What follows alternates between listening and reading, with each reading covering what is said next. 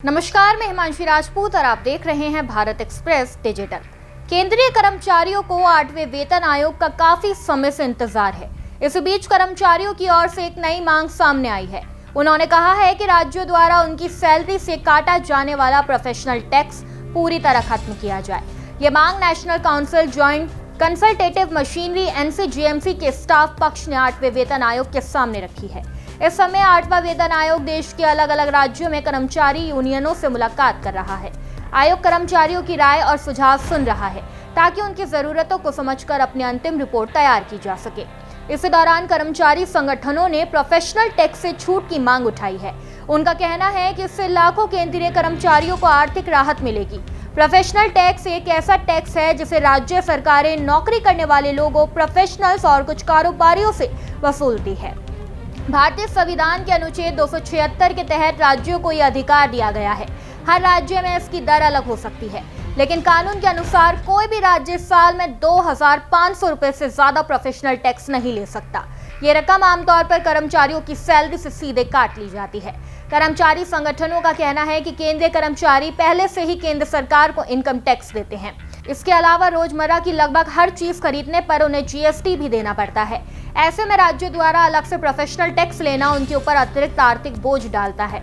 उनका मानना है कि एक ही कर्मचारी पर कई तरह के टैक्स का बोझ सही नहीं है। इसलिए 8वें वेतन आयोग को अपनी सिफारिशों में केंद्रीय कर्मचारियों को प्रोफेशनल टैक्स से पूरी तरह छूट देने की बात शामिल करनी चाहिए। फिलहाल टैक्स व्यवस्था के हिसाब से भी इसमें अंतर है। जिन कर्मचारियों ने पुरानी टैक्स व्यवस्था यानी कि ओल्ड टैक्स रिजिम चुनी है, उन्हें आयकर कानून की धारा 16(3) के तहत प्रोफेशनल टैक्स पर टैक्स छूट मिल जाती है, लेकिन नई टैक्स व्यवस्था यानी न्यू टैक्स रिजिम अपनाने वाले कर्मचारियों को यह लाभ नहीं मिलता। इसी वजह से भी कर्मचारी संगठन चाहते हैं कि सभी केंद्रीय कर्मचारियों को सीधे प्रोफेशनल टैक्स से ही छूट दी जाए। हालांकि राज्य सरकारों का भी अपना पक्ष है। राज्य के पास कमाई के सीमित साधन होते हैं। इनकम टैक्स जैसे बड़े टैक्स का ज्यादातर हिस्सा केंद्र सरकार के पास जाता है, इसलिए राज्य सरकारें अपनी आय बढ़ाने के लिए प्रोफेशनल टैक्स लगाती है। यह उनके लिए एक महत्वपूर्ण राजस्व का स्रोत माना जाता है। प्रोफेशनल टैक्स से मिलने वाले पैसे का इस्तेमाल लोगों को बेहतर सुविधाएं देने में किया जाता है। कई राज्यों में ये राशि नगर निगम और स्थानीय निकायों को भी दी जाती है।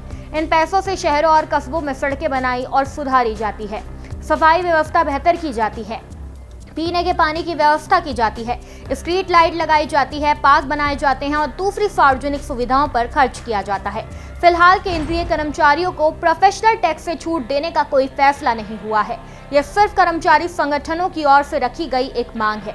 अब यह 8वें वेतन आयोग पर निर्भर करेगा कि वह सुझाव को अपनी अंतिम सिफारिशों में शामिल करता है या नहीं। इसके बाद सरकार इन सिफारिशों पर विचार करेगी और अंतिम फैसला लेगी।